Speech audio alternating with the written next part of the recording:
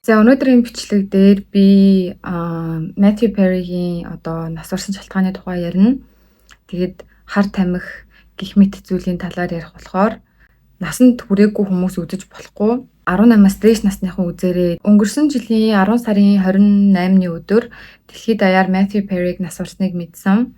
Тэгээд юу болсон бэ гэхлээр 10 сарын 28-нд Matthew Perry өөрийнхөө гэрийн жакузи дотор ингээ хөдөлгөөнгүй байдалтай олдсон. Тэгээ түргэн дуудаад Matthew-г нас барсан гэдгийг тогтоогоод тэгээ тухайн үедээ Matthew Perry-гийн гэрт эргэн тойронд нь ямар нэгэн одоо хар тамхи хэтрүүлэн хэрэглэсэн гэсэн шинж тэмдэг байгаагүй, хар тамхины ямар нэгэн олдоц ч юм уу тиймэрхэн олдоогүй. Ямар ч сан одоо нас барсан шалтгааныг тогтооно гэдэг ингээ шинжилгээ явсан. 5 сард Matthew Perry кетамин гэдэг имийг хэтрүүлэн хэрэглэснээс болж нас барсан гэдэг шалтгаан тогтоогдсон. За тэгээ кетамин гэдэг нь яадаг юм бэ гэхлээр 10-аад жилийн өмнө одоо өвчтөнд ингээ хагалгаа хийхдээ бүрэн нойрсуулахад ашигладаг байсан юм байна. Тэгээ одоогийн байдлаар гэвэл одоо депресс, одоо сэтгэл гутрал, гүн стрессэнд орсон байгаа одоо хүнд яг сэтгэл зүйн эмчилгээ болгож бас эмийн бэлтгэлээр ингээ эмчилдэг байхгүй юу. Тэгээ кетаминыг яг эмчийн жороор яг тэр өвчтөнд бичиж өгд юм байна сэтгэл зүйн дарамтанд байгаа хүнд. За тэгээд кетамин нь яаж үйлчилдэг вэ гэхлээр хүнийг одоо тайвшруулдаг, зүрхний цохилтыг удаашруулдаг, маш их ингээ өвдөлт мэдрээд байгаа хүнд ингээ өвдөлтийн намдааж өгдөг. Кетамин хэрэглэсэн хүн одоо нүдний харж байгаа хүчин сулрна гэх юм уу? Сонсох мэдрэмж нь бас сулрна. Тэгээд ер нь орчин тойрноо мэдрэх тэр контрол, удирдах чадвар нь бас буурдаг гэсэн. Тэгэхээр энэ нь юу гэсэн үг вэ гэхлээр ер нь бол ингээ тэр чигт нь ингээ тэр хүнийг тайвшруулж байгаа гэсэн үг. Бүх одоо мэдрэлтэй одоо хүний бүх мэдрэлтэй штэ хүрэг сонсох харах гэд тэр бүх мэдрэлийг ингээ бууруулчаар тэр хүн ингээ тайвширхаас өөр аргагүй байдалд ордог. Тэгээ кетамин яг ийм үр нөлөөтэй болохоор донтуулах чадвар өндөртэй байдаг гинэ. Тэгээ ганцхан одоо хар тамхи хэрэгжилж ижил одоо мансуурна гэсэн үг биш. Ямарваа нэгэн эм бэлтгэлийг их хэмжээгээр хэрэглэсэн тохиолдолд ингээ мансуурах, тэрэндээ донтох, хийм харах гих зэрэг ийм сөрөг нөлөөтэй байдаг болохоор хүмүүс эмэнд аягүй донтд юм байна. Тайвшруулах юм, нойрсуулах юм, тиймэрхүү юмнуудыг хэмжээгээр хэрэглээд тэгээд одоо ингээ мансуураад идэг гинэ. Тэгээд одоо угсаа юм тайвшруулах болохоор донтуулах чадвар ихтэй гэж байна. 8 сарын 15-ны өдөр TMZ-ийнхэн Matthew Perry-гийн үхэлд 2 эмч Matthew Perry-гийн 2 туслах тэгээд кетамины хатанхаа гэгдэх эмэгтэйг нийт 5 хүнийг баривчилсан байна. Тэгээд энэ хүмүүс нь хоорондоо энэ тэнэг мал кетамины төлөө хэдэн доллар өгөх бол гэж хоорондоо чадлсан байна гэсэн ийм гарчигтай мэдээг цацсан. Юу болсон бэ гэхээр Matthew Perry нас барах үедээ кетамин гэдэг имийг яг одоо эмчилгээний журмаар хэрэгэлдэг байсан байна. Эмчинд бичиж өгдөг. Кетаминыг угаасаа дур мэдээж эмнэлгээс ингээд тэгээ би депресстэй тайвширмаар ингээ авч болдгоо. Бүр ингээ заавал эмчийн жороор олгодог, эмчл бичиж өгдөг. Тэгээ зүгээр нэг сэтгэл зүйч ч юм уу одоо тэр имийг зөвлөхгүй. Ямарсан кетамин гэдэг имийг одоо худалдаж авах нь ингээ маш олон эмч дараалтай байд юм байна л да. Тухайн үед кетамины эмчилгээнд байсан Matthew Perry угаасаа би өмнөх бичлэгэн дээр хэлжсэн хар тамхинд одоо донтсон донтолтын тухай тэрнээсээ одоо эмчлэгдэх гэж байгаа хэдэн жил ингээ хар тамхи болон архинд донтсон тухайгаа ярьсан гэд Matthew Perry ч бас 2022 онд одоо өөрийнхөө намтар номыг гаргаж ирсэн. Тэрэн дээр болохоор яг одоо энэ бүх муу мухай донтолтын тухай хэрхиндээс гарсан, хэрхэн эмчлэгдсэн, яг донтож байх үедээ бүр яг ямар амар хэмжээнд хүрж исэн ингээ бүдүүн гидсэн дэлбэрч исэн гэд ингээд төлөгдөөд гимтээд тэр нь бүр ингээд задраад түргэнд очиж исэн. Тэгээ бүдүүн гидсэн дээрээ 50 дойдол тавиулсан гэд амар юм болсон заяо. Тэгээ тийм байдалтай байсан хүн чинь сэтгэл зүйн бүр асар юм гүн хямрал стрессэнд орхон тодорхой байгаа штэ. Тэгэд ямар ч зэн эмчлүүлээд явж исэн юм байна. За одоо болохоор юу вэ? Энэ хэрэгт холбогдсон хүмүүсийг ер нь товч хилээд өгье. За хоёр эмч нь болохоор доктор Салвадоре гэж эмч байна. Дараа нь доктор Чавес гэж эмч байна. Хоёр туслах нь болохоор Кеннет Ивамаса болон Эрик Флеймин гэдэг залуу байгаа. За тэгээд нөгөө кетамины хатан хаан гэж Жасвин гэдэг эмэгтэй байгаа. Кеннет Ивамаса болохоор яг Matthew Perry-гийн бүр яг доор нь байдаг туслах нь бүр байн хамт байдаг. Жижиг сажиг дэлгүүр орох морох тийм юм бүгдийг хийдэг. Маш ойрын хүн гэсэн үг. Matthew Perry-д ч угаасаа эхнэр байгаагүй, хүүхэд байгаагүй, аав ээж хагчээсэн юм тустай яг цэвэр юм ганцаардмал ийм амьдралтай байсан. Тэгээд хувийн туслах нь бол баг ингээд бүх зүйлийг оролдог байсан хүн байгаа байхгүй юу? За тэгээд 9 сарын 30-нд буюу Matthew Perry-г нас барахаас яг 1 сарын өмнө Ивамаса доктор Салвадорегээс кетаминыг хэрхэн тарих тухай сурсан гэж заалгуулсан. Одоо энэ хүмүүс хоорондоо чаталдаг байсан чат моднууд ил болсон байхгүй юу? Тэгээ тэр чатан дээрээ би биенийхээ нэрийг ингээд товчилж дууддаг, код нэрээр ингэж оруулж дууддаг. Тэгээ кетамин гэдэг одоо энэ нэмээ бас ингээд өөрөөр Laz, Cans, Dr Pepper энтэр гэж орлуулж чаддаг байсан гэх юм уу. Тэгээд доктор Salvatore Plasencia гэдэг баггүй юу бүтнээр нь. Тэгээд тэр хүнийг болохоор доктор P гэж ингэж хочилж дууддаг байсан байна чатан дээрээ. Тэгээд яг 9 сарын 30-нд болохоор доктор Salvatore 2 ийм тун кетаминыг Matthew Perry-д тарьсан байна. Тэгээд тарьсныхаа дараа хувийн туслах болох Ивамасад зааж өгсөн гинэ ингэж тарья шүү гэд. Тэгээд бас ингээ хідэн тун кетаминыг ингээ өгж явуулсан гинэ. Тэгээд энээс хойш хэдэн өдрийн турш Ивамаса яг нууц үгээр ашиглаж чадлагтаа одоо энэ кетаминыг яаж тарих юм бэ? Одоо хэдийг тарих уу гэх мэт ингээ хоорондоо харилцан яриа өрнүүлдэг гэсэн гинэ. За тэгээ 10 сарын 28-нд болохоор яг нас ордог өдөр нь гэсэн үг. Өглөө 8:30-д Ивамаса Matthew Perry-д 1 тонн кетамин тарьсан байна. За тэгжээс 12:45-д буюу 4 цагийн дараа дахиад кетамин тарьсан байна. За тэгж жагаад 12:45-аас 1:40 минутын дараа гэхээр за 1 цаг 20 минутын алдад өдрийн Matthew Perry туслагтаа ингэж хэлсэн гинэ. Чи надад халуун ван бэлдээдэх. Тэгээ на кетаминасаа нэлээд ахиухныг надад тариадах та гэж хэлсэн гэж байна. Тэгээд Ивамаса ваныг бэлдэж өгчөөд тэгээд тэр их тунгаар кетаминыг тарьчаад тэгээ гадуур ингээ ажил хөдөлгөхөд явсан гинэ. Тэгээ буцаад ирсэн чинь Matthew Perry яг тэр жакузийн дотроо хөдөлгөөнгөө олдсон гэж байна. Эхлээд 5 сард Matthew Perry кетаминыг их тунгаар хэрэглээд нас барсан байна гэдэг юм онош гарсан гэж байгаа штэ. Тэгээ энээс болж ер нь бол за яг хин энэ кетаминыг Matthew Perry-д нийлүүлсэн бэ? Яагаад гэвэл Matthew Perry кетамины эмчилгээг нас барахаасаа 2-7 хоногийн өмнө зогсооцсон байсан. Зогсооцсон байхад энэ эмийг хин яаж олж өгөөд хин тариад байсан байна. Тэгээ энэ хэрэгт холбоотой хүмүүсийг одоо ингээ ер нь хэргийг цаашаа ингээ шинжилээ гэд тэгсэн. Тэгээ тухайн үедээ Kenneth Ivamasa болох яг хувийн туслахын тэгээд Eric Fleming гэдэг залууг ингээ хоёр залууг баривчилсан. Тэгээ энэ хоёр болохоор буруугаа шууд хүлээн зөвшөөрсөн. Тэгээд одоо ингээд энэ хэргийн мөрдөн байцаалт бүх зүйлд ингээд тусалж байгаа гинэ. Ингээд болсон бүх явдлыг ингээд одоо шууд хэлээд үнэн зөвөө өчөөд мэдүүлгээ өгөөд явж байгаа гэж байна. Тэгээд яг нарийн хэлэх юм бол хувийн туслах нь болохоор нэг зүйл залтаар буруутгагдж байгаа. Тэр нь болохоор кетамин тарьсан, тэр нь үхэлд хүргэсэн гэдэг залтаар. За Fleming гэдэг залуу болохоор хоёр хэрэгээр буруутгагдж байгаа. Эхнийх нь болохоор хууль бусаар кетаминыг ингэж одоо дамжуулж зарсан. Хоёр дахь нь болохоор тэр зарсан кетамин нь энэ хүнийг бүхэлд үргэсэн гэдэг ийм хоёр шалтгаанаар буруутгагдж байгаа. Тэгээ Ивамаса 15 жилийн ял авцсан одоо ялаа эдлээд явж байгаа.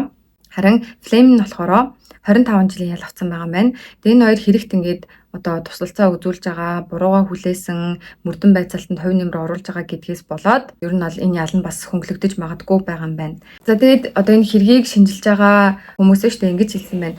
За энэ хэрэгт холбогдсон буруутгагдж байгаа 5 хүн тавуулаа Matthew Perry донтолтын асуудалтай байсан гэдгийг мэдэж байсан гинэ. 9 сард ч гэсэн ингээд донтолтын асуудалтай байсныг мэдсээр ээжээж 10 сар хүртэл буюу яг өөхөх өдөр хүртэл нь түүнийг кетаминаар шахсаар л байсан. За тэгээд тэдний хоорондоо нэг чаталсан чат байна. За тийм ингэж чинь кетамин ингэж харагддаг шүү. Энэ эмэгтэй буюу кетамины хатан хааныг хэлж байна. Нөгөө хатан хаан чинь энийг бүтэн өдөржингөө зардаг. 250-аас бага дүнгээр зарахгүй гинэ. Тэгэд би мөнгө зээлээд авч чадах үгүйгээ харъя. Тэг ямар ч гэсэн Matthew Perry-д энэ таалагдах юм бол угаасаа таалагдана л да. Надад миний мөнгийг буцааж өгөх болно гэсэн ийм чат байна. Тэгээ бас нэг хоорондоо чадлсан чад нийл болсон. Тэр нь болохоор энэ тэнэг мал энэ кетамины төлөө хэдэн доллар өгөх бол гэсэн ийм чад байна. Мөрдлөгийн үеэр Matthew Perry энэ бүх кетаминд нийт $55,000 төлсөн гэж $55,000 тэнцвүүц кетамин худалдаж авсан гэсэн байна. Тэгээд энэ кетамины чинь бас юу гэдэг юм бэ л одоо эмчийн бичгээр аваад ингээд тариулж мариулж байгаа гэж байгаа шүү дээ. Тэгсэн ч гэсэн тэр имийг тариулахдаа бас яг эмчийг хяналтандор тариулдаг гэж хэлээ. Ягаад гэвэл сөрөг нөлөө айгүй ихтэй ингээд зүрхэн хитрхи дэлсэх ч юм уу эсвэл хитрхи удаан цогтод нас урах ч юм уу амьсгаа нь хитрхи хурдан давчдах эсвэл бүр амьсгаа нь ингээд холдоод амьсгалахаа болох ч юм уу тийм маш их сөрөг нөлөө ихтэй болохоор яг эмч ингээд тарьчаад хажууд нь ингээд биеийн сахиа даралтын хэмжээд амьсгалын хэмжээд зүрхний цохилтын хэмжээд байнга ингээд хяналттай байдаг гинэ. Тэгээд тэгсэн чинь ямар ч юм эмчийн бичиг эмчийн юм одоо лицензгүй хүнд наадаа ингээд тарьчих уу хамаагүй гэд ингээд явуулсан байгаа байхгүй юу. Олон улсын баталгаад бооцооны сайт 1x бит дээр та хөлбөмбөг цагс эсвэл дотооны баг дээр бооцоо тавьж болно. Мөн эдгээрээс гадна олон төрлийн тоглоомч бас байгаа. Ruby 1 гэсэн кодыг ашиглаж бүртгүүлсэн үед эхний орлогоо 2 дахин үржүүлж авах урамшуулалтай. эрсдлээ тооцож хариуцлагатай оролцохыг сануулж байна. За тэгээд Перригийн хувийн туслах болох Ивамаса 10 сарын 24-ний өдрөөс эхлээд гэхээр нас барахаас 4 хоногийн өмнөөс эхлээд Matthew Perry нийт 20 тонн кетаминыг тарьсан гинэ. Тэгээд тарьж явах үедээ Matthew Perry-гийн ухаан санаа ингээ балартаад эргэн тойрноо удирдах, өөрийгөө удирдах ямар ч чадваргүй болсон байсан гэж байна. Энэ хүн өөрөө мэдүүлгэн дээр ингэж хэлсэн Ивамаса. Кетамины хатан хаан гэдэг нь болохоор Jasmine Sangha гэдэг эмэгтэй байгаа. Одоо энэ эмэгтэйг баривчлаад гэрт нь нэгжлэг хийж үзсэн чинь гэр нь яг хар тамхины супермаркетчиг байсан гинэ. Тэгээд ийм 80 хайрцаг кетамин олдсон гэж байна. Хэдэн мянган одоо энд баахан эмний нэр, хар тамхины нэр бичсэн байна л да. Тэгээд мянгараа тийм төрөл төрлөөр хар тамхиуд олдсон гинэ. За тэгээд Ивамаса гэдэг хүнийг одоо хэдүүл ойлгочлоо, хувийн туслаханд байсан. Тэгээд эмчээр яаж хариулахын заалгасан. Амар их тунгаар нэг тарчаад гадуур ажиллах хөдөлгөөн явцсан гэд. За тэгвэл Eric Fleming гэж ямар залуу юм бэ гэсэн чинь кетамины хатан хаанаас кетамин аваад тэгээд Matthew Perry-гийн туслахт ингээд дамжуулж өгдөг ийм одоо дамжин зуучлагч байсан юм байна. Тэгээд заримдаа одоо их хэмжээгээр кетамин авч байгаа үед кетамины модон чихрэг бэлгэлдэг байсан гинэ. За та манахаас их худалдаа авалт хийж байгаа юм чинь танд ингээд бонус гэдэг байсан юм уу хайшин. За тэгээ 10 сарын 28-нд Matthew Perry насварлаа гэж дэлхийд даяараа мэдээ цацагдахад кетамины хатан хаанчин чатанда нөгөө Eric Fleming гэдэг одоо дамжуулагч залууд чи дээрийн чадлсан бүх чатыг устгах гэж мессеж бичсэн байна. Тэр энэ хөргөө буруудайг мэдсэн байгаа байхгүй юу? За тэгээ хоёр эмчийн хувьд гэвэл за доктор Chavez болохоро одоо кетаминыг Ивамаса болон Matthew Perry өгсөн гэдгээрээ 10 жилийн ял авах гэдэг юм байна. Chavez болохоор ер нь бол гэмт хэрэгээ ингээд хүлээн зөвшөөрсөн. Тэгээд Chavez бас кетаминыг доктор Сальвадоре гэдэг эмчид ингээд борлуулдаг байсан гэж байна. Chavez яаж тэр кетаминыг олж ингээд доктор Сальвадоред ингээд зараад Matthew Perry-д өгдөг байсан бэ гэсэн чинь одоо эмчийн жороор олгодог юм гэсэн штэ. Өөр өвчтөнд кетамин гэдэг жорыг бичиж өгснөө тэрийг Matthew Perry-д өгдөг байсан гинэ. Тэгэхээр ингээд эмгэг дотроо нэг юм мафантай юм хийгээд иддэг гэсэн байгаа байхгүй юу. Тэгээд одоо энэ хоёр хичнээн баримтлагцсан ч гэсэн одоо эмчлэх эрх, жор бичих эрх энтрийг шууд хурааж авдаггүй юм байна. Тэгээд саяхан л буюу яг өнгөрсөн 7 хоногт тэр жор бичих эрхийг хурааж авсан гинэ. Тэгээд одоогийн байдлаар эмчлэх эрхийг нь бол хурааж аваагүй байгаа гэж байна. Тэгээд энэ гэхдээ бүр шүүх хурал дуусны дараа тодорхой болох бах. Тэгээ одоо юмсан шүүх хурал ингээд яг болоод явж байгаа. За Сальвадоре гэдэг эмч нь болохоор Kenneth Ivamasa-д ингээд хэрхэн тарихыг зааж өгсөн хүн гэж тэгж байгаа штэ. Тэгээд энэ хүн анх Chavez гэдэг эмч рүүгээ холбогдоод за Matthew Perry-д ингээд энэ кетамин хэрэгтэй байна. Чи надад олж өгөх хэрэгтэй байна гэж ингэж холбогдсон гэж байна. Тэгээд Chavez болохоор өмнө нь яг кетамины юм одоо кетамин клиник гэхээр кетамины эмнэлэг, кетамин ингээд байрлаж идэг, агуулгад нь байж идэг ийм эмнэлэгтэй байсан юм байна л да. Ингээд эмнэлгийнхэн захирал байсан юм байна. За тэгээд доктор Сальвадоре болохоор нэлээдэн зүйл залаар одоо ингээд буруутгагдж байгаа. Тэгээд одоогийн байдлаар 120 жилийн ял авах таамагтай байгаа юм байна. Тэгээд гол нь нөгөө нэг энэ тэнэг мал энэ кетамин хэдэн доллар өгөх бол гэдэг чатыг болохоор энэ доктор Сальвадоре бичсэн байгаа байхгүй юу. Өнөөрөө тэр хатан хаан гэдэг байгаа эмэгтэй чинь ердөөсөө буруугаа хүлээхгүй байгаа гэсэн шүү дээ. Тэгээд одоогийн байдлаар шүүх хурал нь бас яг эцэслэгдээгүй байгаа. Тэгээд ер нь бол яг энэ хэргийн талаар мэдээлүүд ингээд ойр орхон гараад байгаа. Тэгээд сүүлийн мэдээ нь гэхэд Matthew Perry нас барахынхаа өмнө яг кетаминаас болж цусны даралт нь бүр хит ингээ ихсээд тэгээд бие нь ингээд одоо таталт өгсөн гэж байна. Тэгсэн ч гэсэн кетамин үргэлжлүүл тариадсан байгаа байхгүй юу.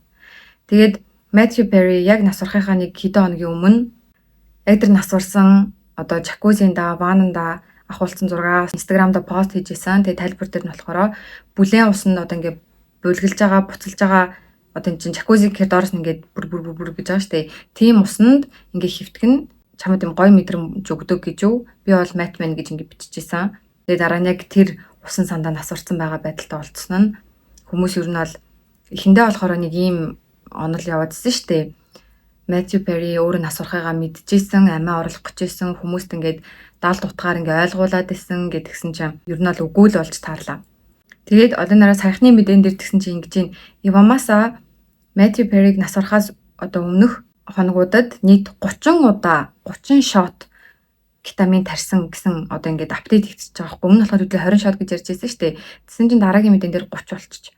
Тэгээд ингээд деталууд нь энэ хэргийн тухай ингээд бүр нарийн мэдээлүүд ингээд цааш цааш ингээд гараа яваад байгаа. Тэгээд энэ кетамины хатан хаан гэдэг эмэгтэйг одоо ингээд олон нийтээрээ мэддэг болсноос хойш энэ хүүхний ингээд өнгөрсөн амьдралыг ухаж байгаа байхгүй гэсэн чинь энэ эмэгтэй өмнө нь маф гэж ярьдэн шүү дээ хэдүүлээ мафд бүр ингээд дууралцсан байсан гинэ. Мафын тухай ингээд амар ингээд уурч судалдаг. Ингээ ахлах сургуулаасаа эхэлж ингээ уурч судалсан гэж байна. Тэгээд ингээ Америкийн амар том ийм гимт хэргийн ингээ гэр бүлүүдтэй гэр бүлэрээ гимт хийдэг гарууд найзууд бүлгүүд ингээ надад амар сонирхолтой санагддаг байсан гэд. Тэр ер нь л ийм нууц хуйлаас гадуур тиймэрхүү юм ингээ дуртай байсан мэдэгдэж байгаа байхгүй юу. Тэгснээ нараа The Guardian гэдэг одоо ийм сайтн дээр 8 сарын 22-ны өдөр ийм мэдээ тавигдсан байна. Matthew Perry-гийн үхэлд буруутгагдаад байгаа эмч буцаад ажилдаа орох гэж байна гинэ. Энэ эмч нь болохоор доктор Сальвадор гэдэг эмч чинь. Тэгээ энэ тэнэг мал хэдэн доллар өгөх бол тэгээд хувийн туслахад нь яаж тарихын зааж өгч мөгөөдсөн гар. Тэгснээ өнгөрсөн 7 хоногт энэ эмч чинь $100,000 одоо юм торгуул төлөөд тэгээд суллагдсан байна штэ. Доктор Сальвадоре Перригийн гэрт ингээд одоо тодорхой хэмжээний витамин үлдээгээд явсан. Тэсэн чинь Perry тэрнээс илүү ихийг ингээд хариулмаар исэн болохоор хувийн туслахтаа надад дахиад хэрэгтэй байна. Чи ингээ хүн олоодох гэж хэлсэн гинэ. За нэг өөр сайт дээр болохоор ийм мэдээ байна. За Chavez гэдэг эмч доктор Сальвадоред ийм 4 тун кетаминыг $2,000 зарсан гэж байна. За тэгжээснаа 9 сард болохоор хоёр эмч ингээ тэдний гэрт оцсноо тэрийгэ хоорондоо яг л ийм муу болсон тэгээ муу кино шиг байлаа гэж хоорондоо чалсан гинэ. Тэгснээ Сальвадоре эмч Chavez эмч рүү ингэж хэлсэн байна. Тэрийн өнөөдрийн ажил бүтэмжтэй болвол хоёулаа яг одоо энэ 8-аагаа дахиж давтах шаардлагатай болох нэ. Дахиж хийш үү гэсэн утгаар бичсэн байна. Тэгэд Chavez эмч одоо энийг болгож бүтээх талаас бүх зүйлийг ингээ хоёулаа хийя гэсэн байна. Тэгээ нөгөө нэг энэ тэнэг мал хэдэн доллар өгч чадах бол гэдэг мессежинд доктор Chavez харж илвэ гэж бичсэн байна. За тэгээд Matthew Perry нас барсныхан дараа түүний хөрөнгийн хэмжээг ингээ хэмжээд үзсэн чинь $120 сая байсан гэсэн. Тэгээд одоо энэ бүх хөрөнгө нь ихтгэлцлийн фондод одоо ингээ хатаглагдаж байгаа гинэ. Энэ ихтгэлцлийн фондоос яг хамгийн их хувийг авах хүмүүс нь болохоор Matthew Perry-гийн аав ээж нь гэж байна. Тэгээд дараа нь X найз зохион Rachel Dan гэдэг эмэгтэй авах юм байна. Энэ эмэгтэйтэй 2003-аас 2005 оны хооронд болцож исэн байна. Matthew Perry яг юм шууд өвлөн залгамжлагч байхгүй гинэ. Яг гэвэл Matthew Perry одоо гэрэлсэн ихнэр байхгүй. Тэгээд яг юм албан ёсны хүүхэд байхгүй. Одоо гинттэй Matthew Perry-гийн хүүхэд гиний хүүхэд гарч ирж магадгүй шүү дээ. Бид нар мэдэхгүй. Ямар ч одоогийн байдлаар яг юм албан ёсны бичиг баримтан дээр хүүхэд байхгүй байгаа юм байна. Тэгээд яг юу яд юм бэлээ шүү дээ. Энэ одоо өв залгамжлах гэдэг зүйл чинь амар хэцүү юм бэлээ. Одоо манай өнгөрөхөд би одоо ингээ охин ингээ явж байгаа шүү дээ. Ингэнэ гэдгсэн чинь эхлээд ихнэрт нь бүх хөрөнгийг өгнө гэж хэлж байгаа байхгүй юу. Тэгээд ийм ихнэр гэж хүн байд юм уу гэхэд ингээ байхгүй гэдэг би ингээ баталж байгаа. Манай ээж аав хоёр гэрэлж байгаагүй. Тэгээ яг ийм хууль ёсоор гэрэлж байгаагүй гэд ингээ баталж байгаа байхгүй юу. Тэгээд ингээ ээжээс ингээ гар үс хүмүүсийг наваад. За тэгжээснаа за тэгвэл аав ээж нь гэдэг юм. Ер нь ингээ өв залгамжлагч хамгийн түрүүнд ихнэр юм нөхөрт нь очдог. Дараа нь аав ээж нь одоо амьд байвал аав ээж нь очдог. Дараа нь үр хүүхдэд нь очдог юм билээ Монголд лав. Тэгээд за гэрэлж байгаагүй гэсэн чинь за тэгвэл аав ээж нь байгаа мó. Гэрэлж байгаагүй бол аав ээжт нь ингээд хамаг хөрөнгө нь очиж штэ гэдэг дөхөхгүй. Тэгээд аав ээж нь одоо ингээ амьд биш ээ. Одоо манай эмээ өвөө гэсүүхт амьд биш ээ гэсэн чинь за яг амьд биш гэдгийг ингээ нотлоодох бичиг баримтаа байдаг. Төрсний гэрчлэгээ, нас орсны гэрчлэгээ бүх юм нь олоод үг гээл за.